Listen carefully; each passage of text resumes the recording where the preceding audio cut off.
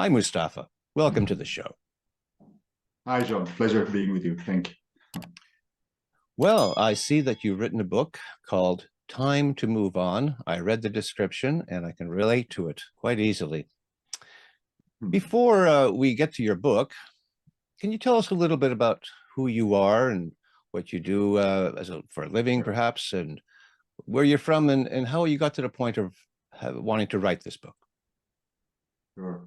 Thank you, John. So let's say in reincarnation vocabulary, I lived a few career lives in the past. I never intended to do that, but I was always trying to find a passion. I was born in Egypt, grown up traveling with my parents to different countries. And that somehow instilled the idea of keep traveling the world and go beyond one single culture and language. Um, I graduated as a pharmacist. I had some passion for chemistry, but I knew maybe it wouldn't for me for long. And the first day I started pharmacy as my daily job, I knew it wasn't for me. So I had to have a transition plan. Imagine having your first job interview, and then my boss is asking me, "Where do you want to see yourself 5 years from now?" And I say, "Diplomat." It's like it was really weird, but I had that dream, Yeah. and I decided to fight for it. I had to plan. I had to, as a pharmacist who have his major in pharmacy and chemistry, almost knew nothing about politics, international affairs, economics, other languages. I had to learn everything from scratch. Yeah. So I built a plan. I had to reflect first on my dreams, whether this is something for me, whether I want to do it or not, whether there is a life purpose in this or not. I found a lot of those inside, and I decided to stick to that dream. So after 3 years and a half of preparing myself, trying and trying while I was working as a pharmacist, luckily I became a diplomat. As an Egyptian diplomat, I moved around. I worked in Africa, in Malawi. I work in UN in New York and in China. And in China, somehow, after 10 years of diplomacy, I reached the peak of my career. And in my last year, I was asking myself a lot, okay, what's next? What's next? Because I thought that there's no more for me to grow in diplomacy. However, it's a very interesting job. I enjoyed it so much. There are a lot of diversity in your daily work. But I decided to move on. And the next step was investment banking. So somehow, even if I didn't expect that move, I moved to an investment bank headquartered in China. It's called the Asian Infrastructure Investment Bank. In the first year of operation, 2016, so it's a once in a lifetime opportunity where you work in a multinational bank. You get an exposure to what it entails to work in a startup MDB, as they would say, something like the World Bank 75 years ago. I enjoyed it a lot. I learned a lot. I grew. I work in investment. I was in charge of business development across different continents, from Latin America all the way to Africa and Asia. And somehow I thought that's my thing. I would do this for the rest of my life. So I decided to do an MBA because I didn't have the finance background. So I wanted to work more on that. So I did my MBA in the UK in Manchester while working in my job. Somehow the MBA changed my mind because doing an MBA is like knocking on different doors, exploring different possibilities for yourself. Yeah. And I saw possibilities of maybe being an entrepreneur, somebody who owns his destiny more, somebody is his own boss. I saw myself writing books. I saw myself, with endless possibilities. And I decided to jump again. And this time was harder because I was still on leave from my diplomacy career. So I had to leave both careers in the same month. It was a very big decision in the middle of COVID in 2020. After a lot of reflections, as usual, and maybe praying for guidance. And I decided this is for me. So since 2020, I have my own coaching business. I help people to find their dream careers or business. Luckily, with that purpose, I was able to help dozens to hundreds of people in many different ways to dream big about their lives and find those dreams. Yeah. I wrote my book, as I mentioned, and you mentioned, Time to Move On. That's my first book. I have my next book is The Passion Project coming out Q1 2024. And right now I'm starting a fifth life because somehow I feel if you're able to help, that number, there might be a way to help as many people as you could. And also linking that to a charity cause that I really spend a lot of time and money for that, and I love it a lot. It's about orphans. I feel I want to do more for orphans. So currently I'm building a tech platform, hopefully envision helping millions of kids, orphan kids, to dream big about their lives. And even going out with them, whoever graduates from our program, we go out with them and help them to achieve and realize those dreams, whatever they are. If it's a startup or if it's a company, or learn to play a music instrument or whatever it is. Yeah. So yeah, looking forward for more about that. That's very nice. Yes. Thank you. You definitely qualify for having written this book, Time to Move On. One of the elements that I find is interesting and important when we are making these shifts, as I have done in my life, is where are the transferable skills?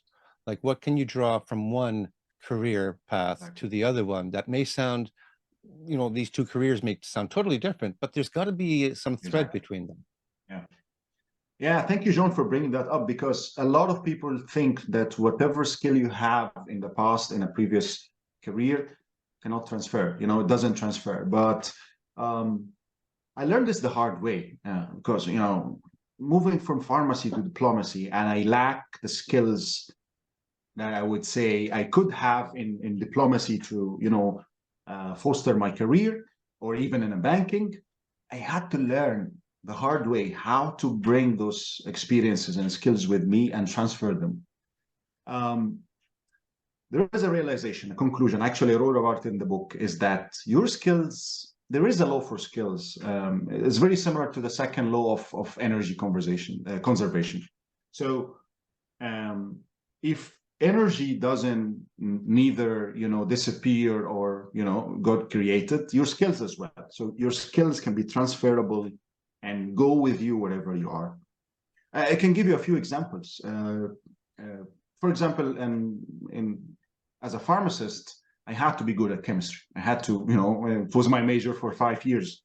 And definitely is very helpful for me to at least to do a passion like chemistry, because I loved it. But at the same time, I thought it's a sunk cost when I moved to diplomacy. I thought, it's a waste of time studying something I'm not going to use anymore in my diplomacy career. But to my surprise, when I moved to China, my first view was to just full-time immerse myself in the language. So I studied Chinese language and Mandarin for 1 year, full-time. To my surprise, I never had a problem in reading and writing Chinese characters from day one. I didn't have any clue why that was happening. And the idea here is that I free myself of that hassle of how to learn reading and writing, and I focus on pronunciation, because tones are a bit different from other languages. You really have to pronounce in 4 tones. But it was so easy for me to read and write Chinese characters. But after many, many years, I realized the reason. And the reason here is there is something called analogical thinking. And the idea of having an analogy in the past or an experience in the past, and then going out and learning something else, automatically you bring a skill, even if it doesn't seem the same, but you bring a skill from the past or an experience and apply that on what you're doing. Mm-hmm. And there are a lot of similarities between both Chinese characters and organic chemistry. So, for example, organic chemistry is always built on a benzene ring. The benzene ring, it's drawn like with 6 rings like this. There's always a logic, and the logic means you start from left to right or up to down. There are always endings, and every ending means something. Exactly the same logic applies in Chinese characters. Exactly. So you start from left to right, from up to down. There are always endings, whether they means a meaning in a character or a pronunciation, a way to pronounce it. So unintentionally applying all what I learned in organic chemistry helped me to very easily, manage to learn how to read and write characters. Also, if you spend 5 or many years on on reading and drawing those compounds, you build this visual memory. And that visual memory, of course, is helpful also in learning Chinese. So any skill that you learn in the past can be transferred to whatever you're doing in the future. I agree. It sounds to me that the root of all this is education. So it's good to start with something. Some people don't get past high school and they end up in a dead-end job, as they would call it. Do you write in your book addressing those type of people that they make up a pretty big bulk of our society? So how can they improve their lives and get onto the track of finding their dream job? Exactly. I talk a lot about the idea of what to specialize in, because I mean, it's when you are 15, 16 years old, it's very, very hard to decide, right? Whether you want to rush to a specialization and spend all your life there. I was there, and it was hard for me to decide. I had several dreams, and I didn't want to, get stuck somewhere. But I think the easy solution for each one of us is to find the passion at that moment, what you're really passionate about. Because there is a genius that would come out of that passion. When you study something that you are enjoying, that you're passionate about, even if you think it doesn't have a future for you, there is a genius that would come out of that. Because for you it gets easy when you study something you're passionate about. You are enjoying it. You are fulfilling a passion that might lead to a genius in the future that would lead even to something else. So always the advice is not to plan for long your career. Study what you like, enjoy it for 4 or 5 years, and you'll be surprised by the doors that will open for you just because of that skill and that passion. Yeah, absolutely. It's my life right there. Exactly. On the cover of your book, you talk about 7 career myths that keeps people from finding their dream jobs. Do you want to elaborate on what those myths are? Sure. It's somehow I learned the hard way how to bust each one of those 7 myths in my life. I mean, mostly we grew up learning that the only way to succeed in life is to stick to one specialization, spend all your life there, and don't ever think of going out because you're going to lose. So I learned this. I mean, my family, upbringing in the school is like, I have to pick one. So it was very tough. I have to pick one, and I knew that maybe I cannot leave that. After changing several times, I found another way to succeed in life, which is shape-shifting.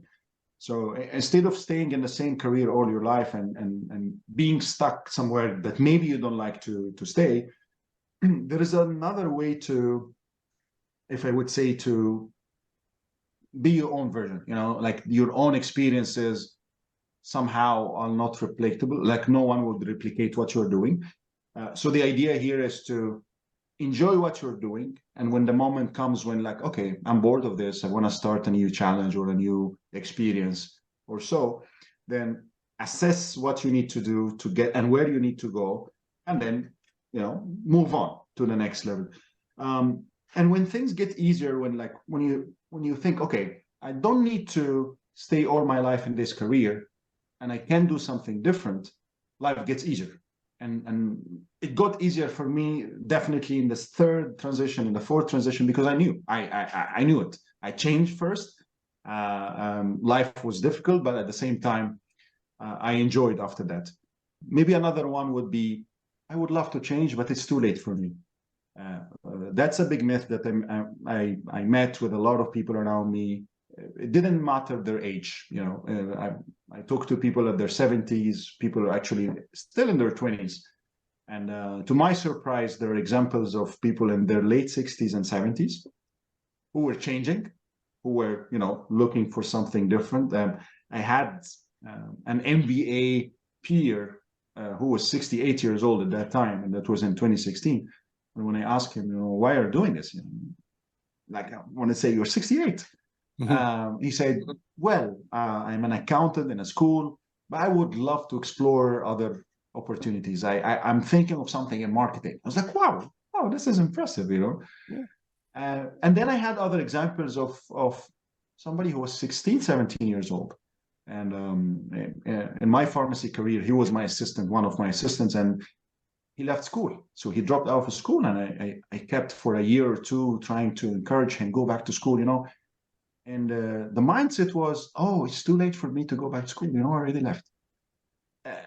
So that's the only difference. It's the mindset, right? It's somebody at that age will say, oh, wow, I would love to be in marketing. I would love to try something new. Yeah. And then a very young kid who's 16 years old and say, oh, it's too late, for me. So it's a myth to say it's too late for me to change.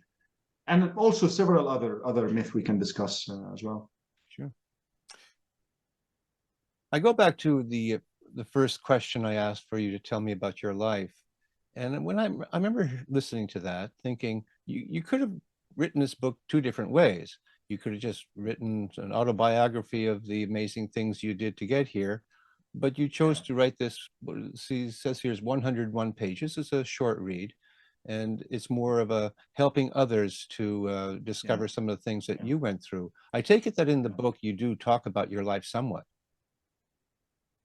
Yeah.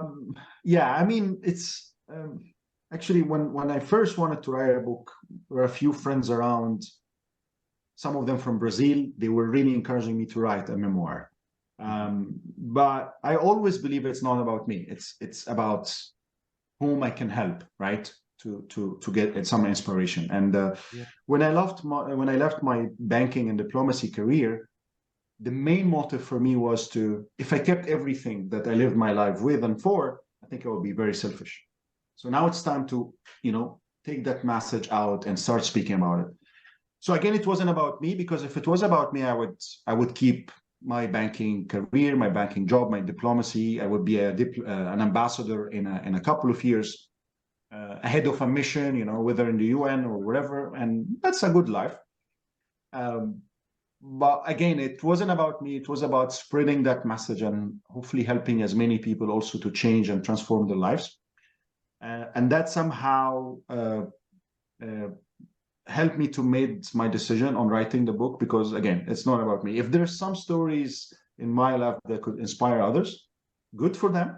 But I want to write something for people to help them to transform their lives too. Yeah, it is inspiring, though, I gotta say. Very good.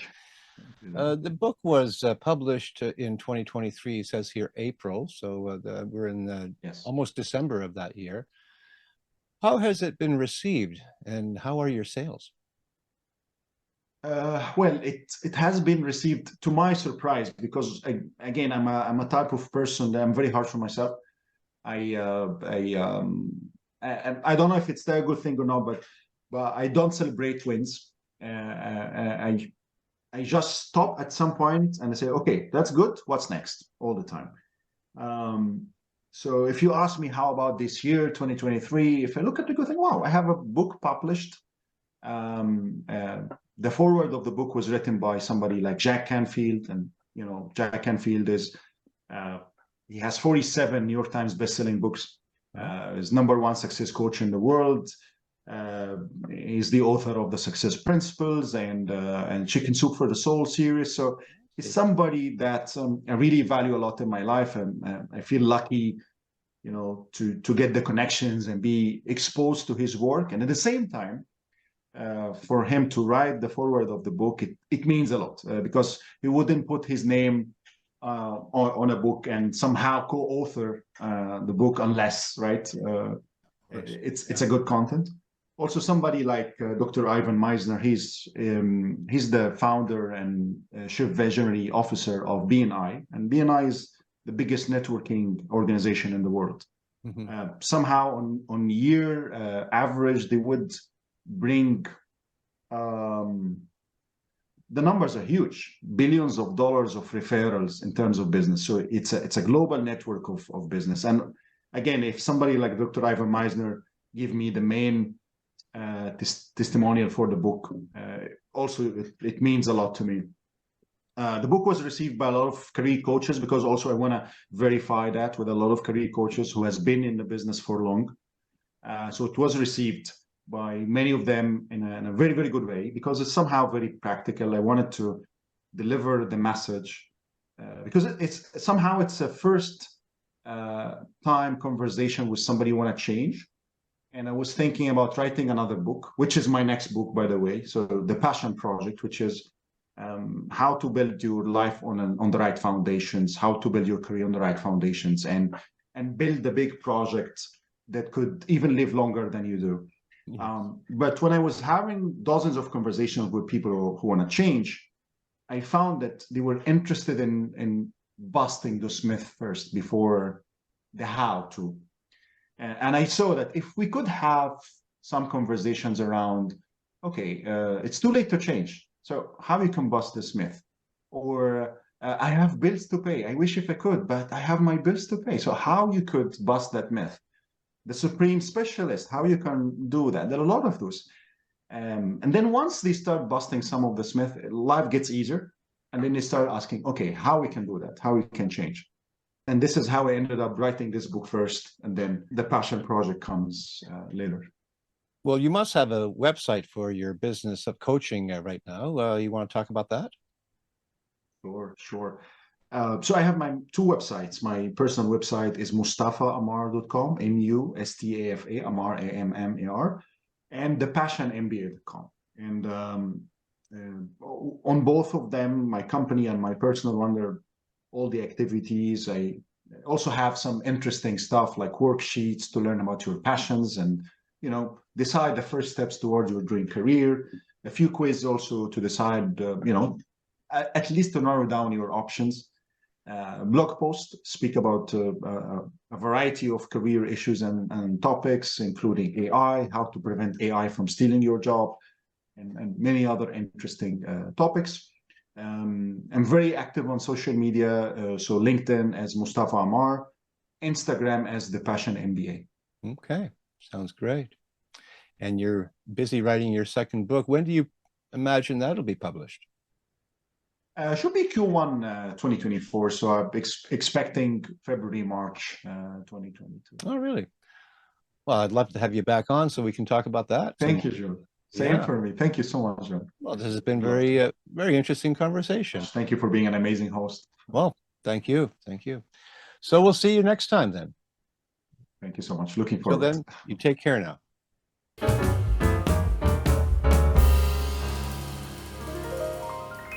Thank you for watching. And before you go, if you like what I do here on Tell Me About Your Book, then consider subscribing, hitting that like button, and don't forget to ring that bell for future notifications. You can even leave a comment.